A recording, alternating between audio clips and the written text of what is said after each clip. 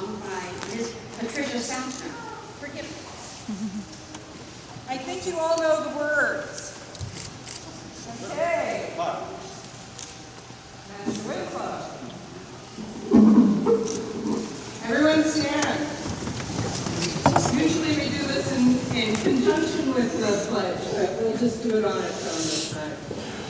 Oh, say, can you see by the dawn's early light what so proudly we hailed as the twilight's last gleaming, moons are bright and bright stars through the perilous fight, for the land was we watched were so gallantly streaming, and the rocket's red glare, the 13th air, gave through the night that our flag was still there. Oh, say comes the Star-Spangled Banner yet waving, for the land of the free and the home of the brave.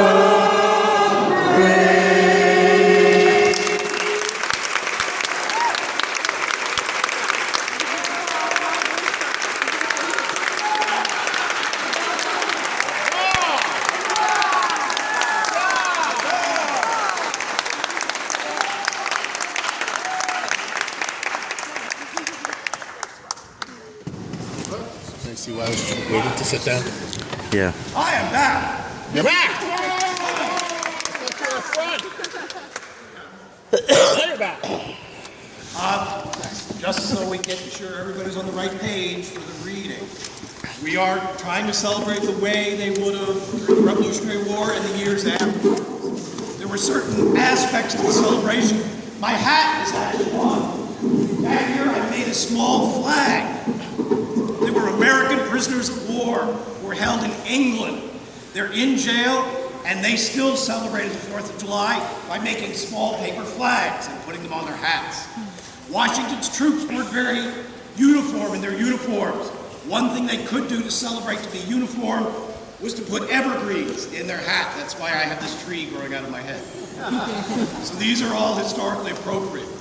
Now to make you all historically appropriate, during the speech, feel free when it's appropriate to boo or hiss. But most importantly, feel free to cheer. Huzzah! Exactly. Now, many people today, when they cheer, you hear hip hip, and everyone goes hooray. Not in the 18th century. There's debate over whether it's huzzah or huzzay. We're going to use huzzah. But when you hear me or Mr. Winslow or anybody else go hip hip, as loud as you possibly can, yell out huzzah. Let's try that. Hip hip! Huzzah! Hip hip! Huzzah! It's one feeling of power I get. I feel sorry for this. Now, during the celebration, actually, interestingly enough, the first anniversary of July 4th, Washington's army was here in Morristown in 1777. At that point, it hadn't been a holiday, so they didn't do anything. But the next year, 1778, after the Battle of Monmouth, Washington's army was in New Brunswick, and they wanted to celebrate the holiday. What Washington did was he had his entire army line up along the Raritan River. They went for a distance of almost 2 miles. At the appropriate time, a signal was given. 13 cannon fired from the 13 states. There was a pause. 1 cannon fired. Then the soldiers were lined up in 2 rows. The men in the front row fired what was called a feu de joie, a fire of joy. So instead of firing a volley all together, they each would fire individually, one after the other. So it was supposed to be one continuous roar of musket fire for 2 miles, all the way down the river. When they got to the end of the second row, fired all the way back for 2 miles. Then they fired a volley together. Unfortunately, with bad weather, guns don't fire really well. Black powder doesn't go off. So we're going to recreate a feu de joie at the end of our ceremony today, but we're going to use you. You, using your voices, will be the guns. Now, to do this properly, to try to do it in a line, which we don't have here, the way it's going to work at the appropriate time, despite my age, I'm going to run down this line. And we're going to divide the church in half. There's a nice little barrier there in the middle. So as I come up to each row, half the people over here and everybody over on this side of the church, you're going to go down your line. Bang, bang, bang, bang, bang, bang, bang, bang, bang. Then because of the way the church is, I'm going to run out there, come back, and start at the back of the church and work our way up to that side. So that way everybody's going to fire in order. Then we'll have a volley at the end. And then, of course, 3 cheers. So, is everybody ready? Yes. Huzzah! We'll try again. Huzzah! Huzzah! Huzzah! Ladies and gentlemen, the Declaration of Independence by Thomas Winslow the Peter, not the Piper.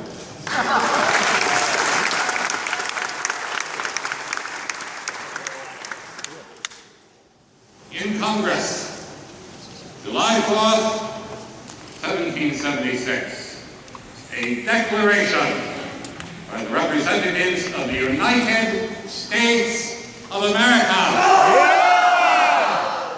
The General Congress assembled.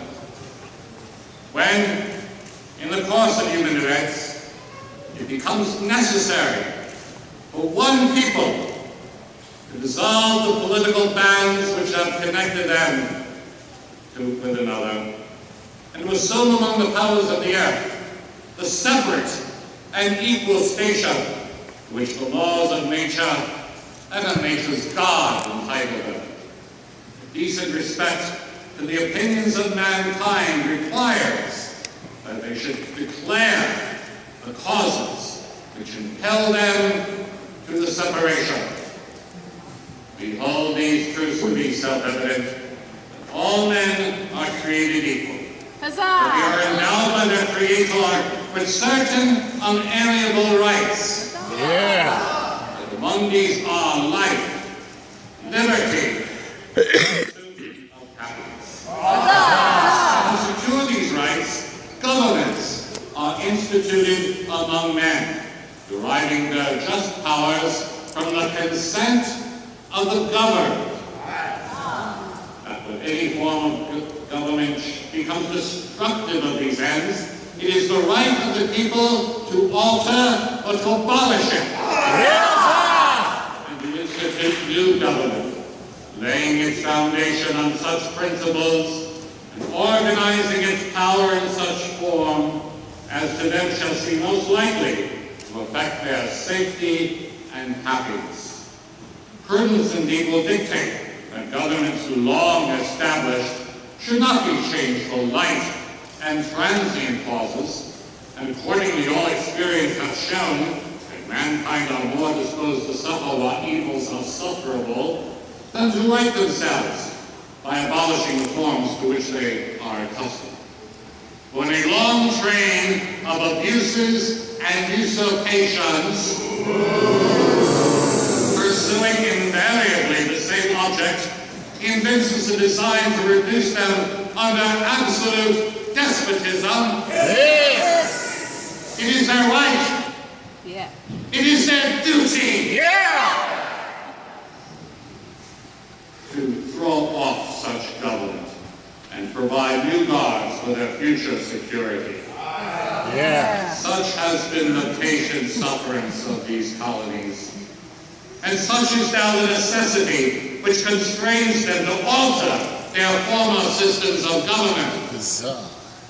The history of the present King of Great Britain Down with the king! is a history of repeated injuries and usurpations, all having in direct object the establishment of an absolute tyranny over these states. To prove this, let facts be submitted to a candid world. Tell us, as the most wholesome and necessary for the public good. He has forbidden his governors to pass law of immediate and pressing importance, unless suspended in their operation till his assent should be obtained. And when so suspended, he is utterly neglected to attend to them. Yes. He has refused to pass other laws for the accommodation of large districts of people, unless those people would relinquish the right of representation in the legislature, a right inestimable to them and formidable to tyrants only. Down with them!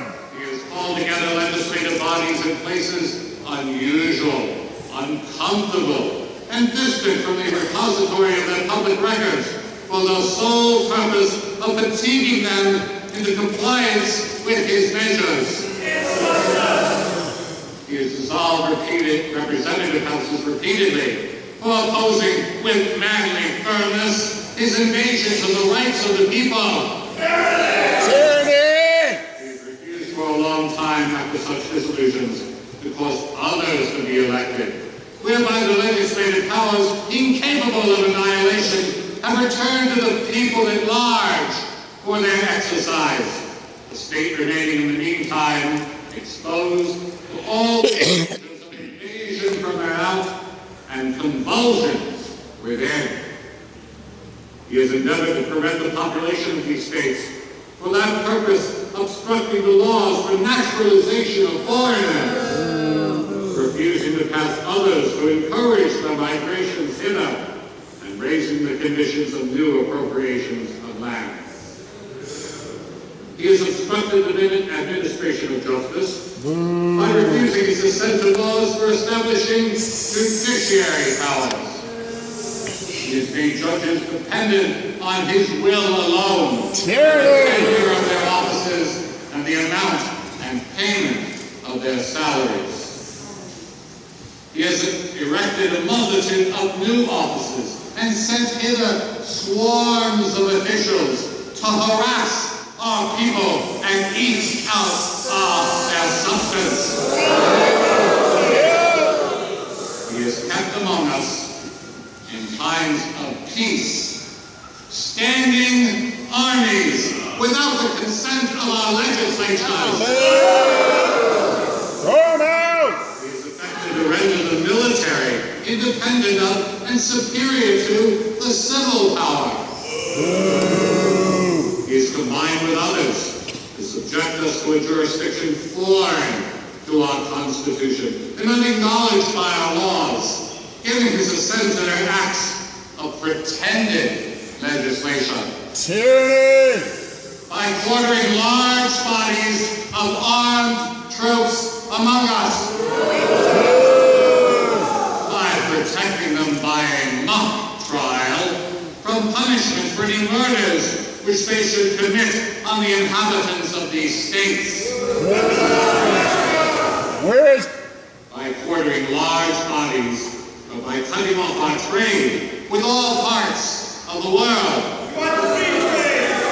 By imposing taxes on us without our consent. By depriving us in many cases of the benefits of trial by jury. By transporting us beyond seas to be tried for pretended offenses. By abolishing the fee system of English laws in a neighboring province, establishing therein an arbitrary government, and enlarging its boundaries so as to render it at once an example and fit instrument for introducing the same absolute rule into these colonies.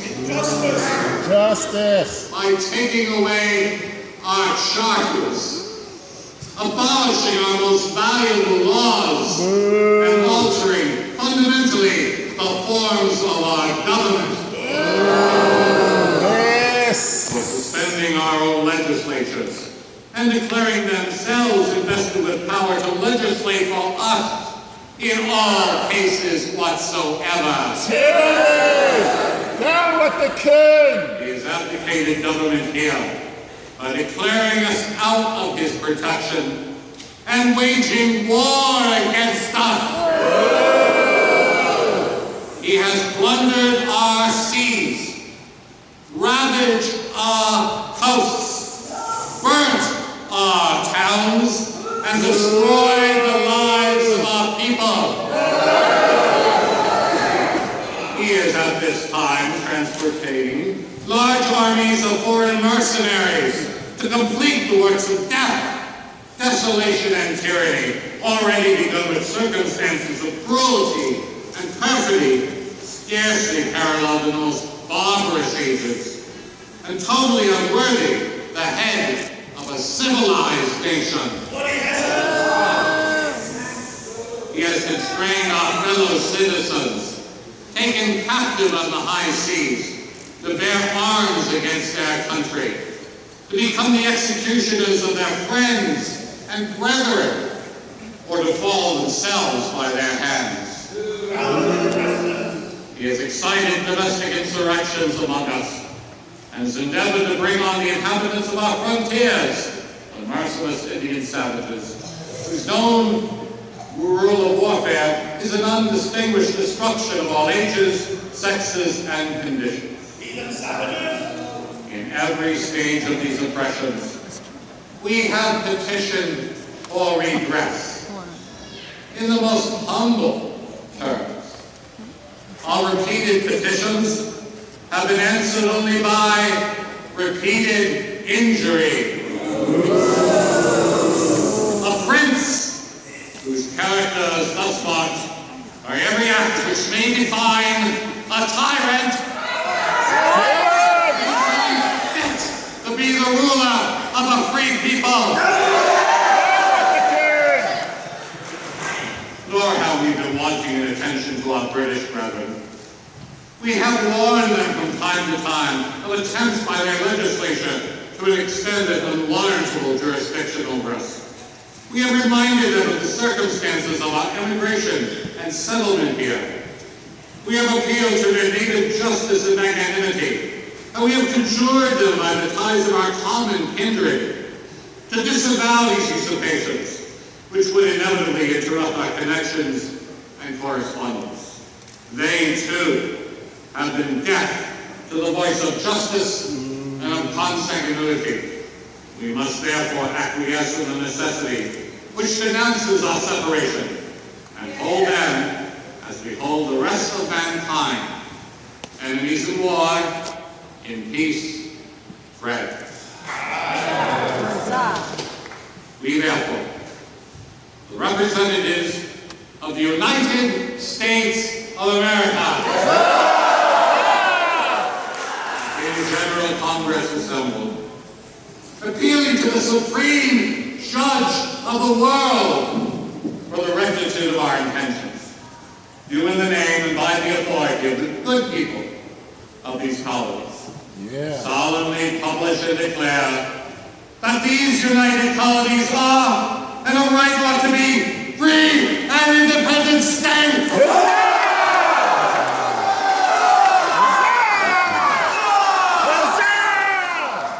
That they are absolved from all allegiance to the British Crown.